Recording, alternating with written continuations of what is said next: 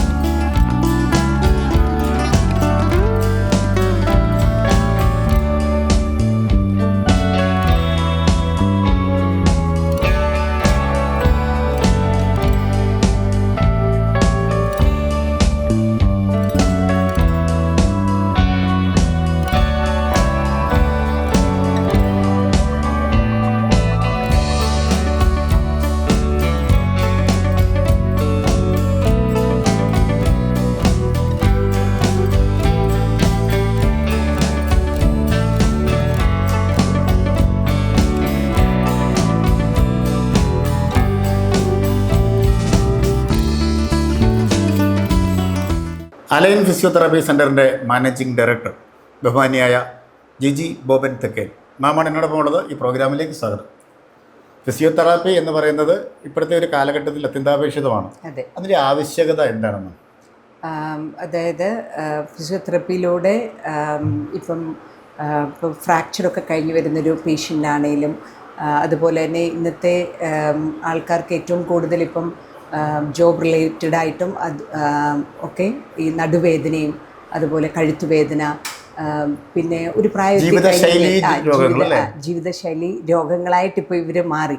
അപ്പം ആ ഒരു രോഗികൾക്കൊക്കെ ഫിസിയോതെറാപ്പിയുടെ സേവനം വളരെയധികം ആവശ്യമാണ്. കാരണം പാർശ്വഫലങ്ങളൊന്നുമില്ലാത്ത ഒരു ചികിത്സാ രീതിയാണത്. അപ്പോൾ ഇവിടെ നമ്മൾ ഫിസിയോതെറാപ്പിയിലൂടെ വേദനയെ ആദ്യം ഒന്ന് കുറയ്ക്കാനായിട്ടുള്ള മൊഡാലിറ്റീസ്. അതെ, അപ്പം വേദനയെ കുറയ്ക്കാൻ വേണ്ടിയിട്ടുള്ള മൊഡാലിറ്റീസ് യൂസ് ചെയ്തുകൊണ്ട് പേഷ്യൻറ്റിനെ നല്ല രീതിയിൽ അസസ് ചെയ്ത് അവർക്ക് ആവശ്യമായിട്ടുള്ള വ്യായാമങ്ങൾ നല്ല രീതിയിൽ പഠിപ്പിച്ചു കൊടുക്കും. അപ്പം അത് കണ്ടിന്യൂസ് ആയിട്ട് അവർ ഫോളോ ചെയ്താൽ തീർച്ചയായിട്ടും അവർക്കൊരു നോർമൽ ലൈഫ് തന്നെ അവർക്ക് ലീഡ് ചെയ്യാനായിട്ട് പറ്റും. ശരിക്കും നമുക്ക് ഇങ്ങനെയുള്ള പെടൽ വേദന, നടുവേദനകളൊക്കെ ഇപ്പം എല്ലാവർക്കും ഉണ്ട്. ഫിസിയോതെറാപ്പിയോട് പൂർണ്ണമായിട്ട് നമുക്കത് മാറ്റാൻ സാധിക്കുന്നു. തീർച്ചയായിട്ടും. ഒരു പക്ഷേ ഇത് അവരുടെ ഒരു പോസ്ചറൽ ബാഡ് പോസ്ചേഴ്സ് അവർ യൂസ് ചെയ്യുന്നതുകൊണ്ടായിരിക്കും അങ്ങനെയുള്ളൊരു മസിൽ ടൈറ്റ്നസ്സും, പിന്നെ ഇടയ്ക്കൊന്നും ഒരു റെസ്റ്റ് എടുക്കാതെ, ഒരു ബ്രേക്ക് എടുക്കാതെ കണ്ടിന്യൂസ് ആയിട്ടുള്ള ഒരു പോസ്ചറിലൊക്കെ ഇരിക്കുമ്പോഴേത്തിന് തന്നെ അത് മസിൽസിൻ്റെ പേശികൾക്ക് ടൈറ്റ്നസ് ഒക്കെ കൂട്ടാനായിട്ടും സഹായിക്കും. അതുപോലെ ഡിസ്കിന് കൂടുതൽ പ്രഷർ ഉണ്ടാകാനായിട്ട് കാരണമാകും. അപ്പം നമ്മൾ അത് ശരിയായ രീതിയിലുള്ള ഒരു അസസ്മെൻറ്റിൽ കൂടെ ഇവരുടെ പ്രശ്നങ്ങൾ എന്താണെന്ന് മനസ്സിലാക്കി അപ്പോൾ അവിടെ ആ പോസ്ചറൽ കറക്ഷൻ വേണമെങ്കിൽ അതും കൊടുത്തുകൊണ്ട്, അപ്പം കണ്ടിന്യൂസ് വർക്ക് ചെയ്യുന്ന ആൾക്കാർക്കാണെങ്കിൽ ഇടയ്ക്ക് എപ്പോഴൊക്കെ 1/2 മണിക്കൂർ കൂടുമ്പോൾ അവർക്ക് റിലാക്സേഷനും അതിൻ്റെ കൂടെ ചെയ്യേണ്ട എക്സസൈസസ് നമ്മൾക്ക് പറഞ്ഞു കൊടുക്കാനായിട്ട് പറ്റും. അപ്പോൾ ഒരു അഡ്വൈസ് ഉണ്ട്, നമുക്കൊരു ഒരു പ്രോഗ്രാമുണ്ട്, ഒരു എക്സസൈസ് പ്രോഗ്രാമുണ്ട്. അപ്പോൾ അതിനനുസരിച്ച് അവർ മൂവ് ചെയ്ത് പോവുകയാണെങ്കിൽ തീർച്ചയായിട്ടും അവർക്ക് ഈ ഫിസിയോതെറാപ്പി കൊണ്ട് ഒരുപാട് നേട്ടങ്ങളുണ്ടാകും. ശരിയായി. പല ആളുകളും ഈ യൂട്യൂബിലൊക്കെ നോക്കി തെറ്റായ വഴിയിലൊക്കെ ചെയ്ത്, എല്ലാം തെറ്റാണെന്നല്ല ഞാൻ പറഞ്ഞത്, തെറ്റായ രീതിയിലൊക്കെ ചെയ്ത് ഇങ്ങനെ അപകടത്തിലേക്കൊക്കെ പോകുന്നുണ്ട്. ശരിക്കും ഇതേപോലുള്ള ഫിസിയോതെറാപ്പി സെന്ററുകളിൽ അവനെപ്പോലുള്ള ആളുകൾ അടുത്ത് തന്നെ ചെയ്യണം അല്ലേ? സ്കിൽഡ് ആയിട്ടുള്ള ഫിസിയോതെറാപ്പിസ്റ്റിൻ്റെ അടുത്ത് വന്ന് അവരുടെ ഉപദേശം നേടി ആ ഒരു ഇത് ഫോളോ ചെയ്ത് പോകുന്നതാണ് ഏറ്റവും ഉത്തമം. ഈ ഫിസിയോതെറാപ്പി രംഗത്ത് ഇങ്ങനെയുള്ള കാര്യങ്ങളൊക്കെ ചെയ്യാൻ എത്ര നാളുകളായി? ഞാൻ ഒരു ഫീൽഡിൽ വർക്ക് ചെയ്യാൻ തുടങ്ങിയിട്ട് ഞാൻ 22 വർഷമായിട്ട് ഈ ഫീൽഡിൽ തന്നെയുണ്ട്. 22 വർഷത്തെ സേവന പാരമ്പര്യമുള്ള ആളാണ്. അപ്പോൾ കാര്യങ്ങളൊക്കെ നന്നായിട്ട് അറിയാം. അപ്പോൾ നമുക്ക് ഈ അലൈൻ ഫിസിയോതെറാപ്പി സെന്ററിൽ എന്തൊക്കെ സേവനങ്ങളാണ് മാം നൽകുന്നത്?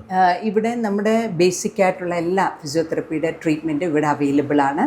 അപ്പോൾ പേഷ്യൻസ് വന്നു കഴിഞ്ഞാൽ നേരത്തെ പറഞ്ഞ പോലെ തന്നെ ഒരു പ്രോപ്പർ അസസ്മെൻ്റ് എടുത്തിട്ട് അവരുടെ ആ പ്രശ്നങ്ങളെ ശരിയായ രീതിയിൽ മനസ്സിലാക്കിയിട്ട് ഇപ്പം ഓർത്തോപീഡിക് റിലേറ്റഡ് ആയിട്ടുള്ള ഞാൻ മുമ്പേ പറഞ്ഞതുപോലെ വേദനകൾ ആയിട്ട് വരുന്നവരാണെങ്കിൽ ആ വേദനകളെ കുറയ്ക്കാനായിട്ടുള്ള ഇലക്ട്രിക്കൽ മൊഡാലിറ്റീസ് ഉണ്ട് നമുക്ക്.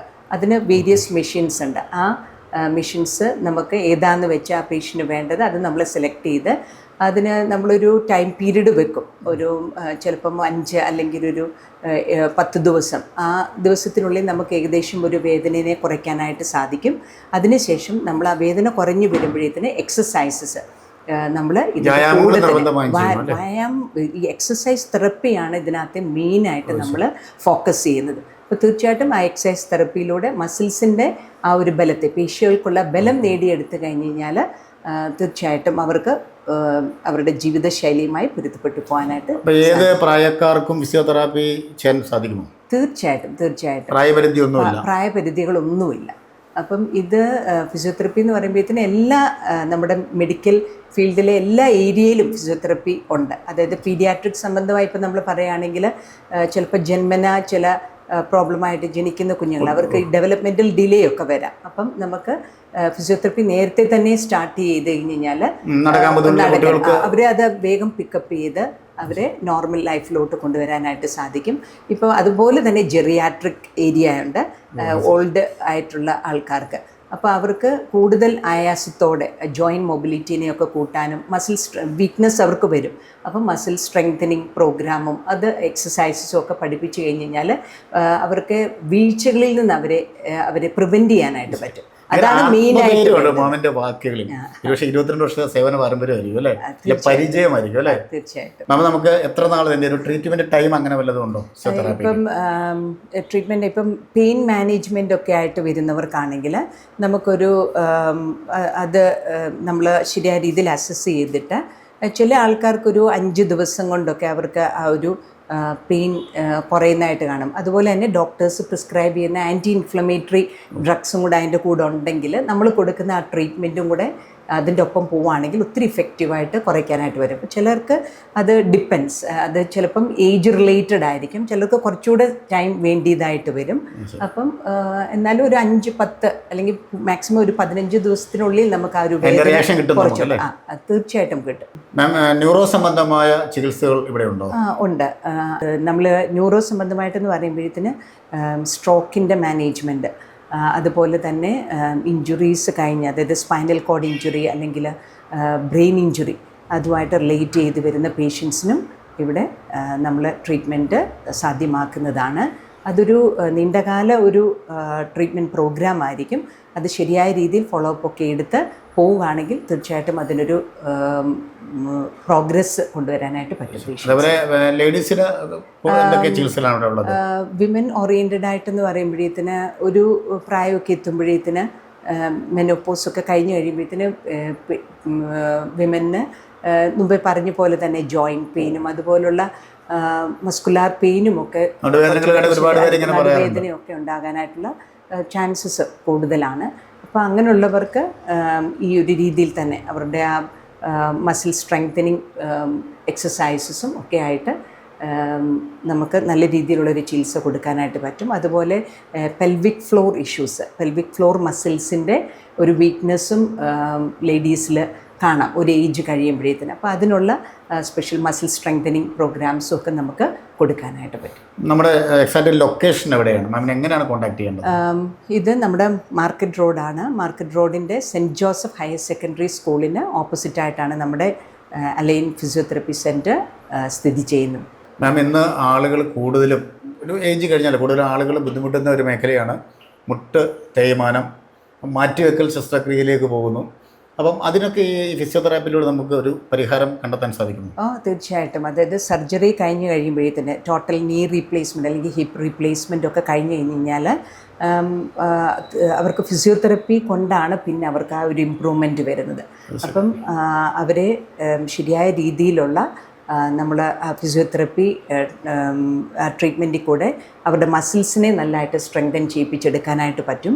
അതുപോലെ തന്നെ നമ്മൾ കൊടുക്കുന്ന എക്സസൈസസ് വഴി ജോയിൻറ്റ് മൊബിലിറ്റീനെ കൂട്ടി ആ പഴയതുപോലെ തന്നെ അവരുടെ ഇപ്പം മുട്ട് ഫുള്ളായിട്ട് മാറ്റി വെച്ച ഒരാൾക്കാണെങ്കിൽ നോർമൽ റേഞ്ചിലോട്ട് തന്നെ ഓൾമോസ്റ്റ് കൊണ്ടുവന്ന് അവർക്ക് നോർമൽ ലൈഫിലോട്ട് തന്നെ ഈസി ആയിട്ട് പോകാനായിട്ട് സാധിക്കും. ഞാൻ ഇവിടെ വന്നപ്പോഴാണ് മാമിനൊരു കാര്യം ചോദിക്കണമെന്ന് ഓർത്ത്. എൻ്റെ ഒരു സുഹൃത്ത് ഫുട്ബോൾ കളിക്കിടയിൽ അവനൊരു ഇഞ്ചുറി പറ്റി, കുറേ ഹോസ്പിറ്റലിലൊക്കെ കയറി ഇറങ്ങി, രക്ഷയില്ല. അപ്പോൾ ഞാൻ അവൻ്റെ അടുത്തേക്ക് പറഞ്ഞു വിട്ടു. അപ്പോൾ നമുക്ക് ഈ സ്പോർട്സ് ഇഞ്ചുറിയിൽ ഉണ്ടാകുന്ന പ്രശ്നങ്ങൾക്ക് എന്താ ചെയ്യേണ്ടത്? എന്തായാലും അവനെ നമ്മൾ നോക്കുക, എന്നിട്ട് അത് നമ്മൾ നല്ലൊരു ഓർത്തോപീഡിക് ഡോക്ടറിൻ്റെ അടുത്തുള്ള ഒരു കൺസൾട്ടേഷൻ കഴിഞ്ഞ് തീർച്ചയായിട്ടും അവർ നമ്മൾക്ക് റെഫർ ചെയ്ത് അവർ നമ്മളുടെ അടുത്തേക്ക് വിടും. അപ്പോൾ അവിടെയും റിലേറ്റ് ചെയ്യുന്നത് ഈ ഒരു മസ്കുലാർ വീക്ക്നെസ് ഉണ്ടാകും, വേദന ഉണ്ടാകും. അപ്പം അതാണ് നമ്മൾ അവിടെ കൂടുതലായിട്ട് പരിഹരിക്കുന്നത്. അപ്പം ആ ഒരു റീഹാബിലിറ്റേഷൻ ആ ഒരു ഇത് കുറച്ചൊരു സമയം എടുക്കുമായിരിക്കും. അവർ ആ ഒരു മസിൽസ് എല്ലാം ഒന്ന് സ്ട്രെങ്തൻ ചെയ്ത് കിട്ടണം. ഇത്രയും വർഷത്തെ സേവന പാരമ്പര്യം വെച്ച് ഞാൻ ചോദിക്കുകയാണ്, ആരോഗ്യ സംരക്ഷണത്തിന് ഫിസിയോതെറാപ്പിയിലൂടെ എന്താണ് പ്രിയപ്പെട്ട പ്രേക്ഷകരോട് പറയാനുള്ളത്? എങ്ങനെ സംരക്ഷിക്കാം ആരോഗ്യം?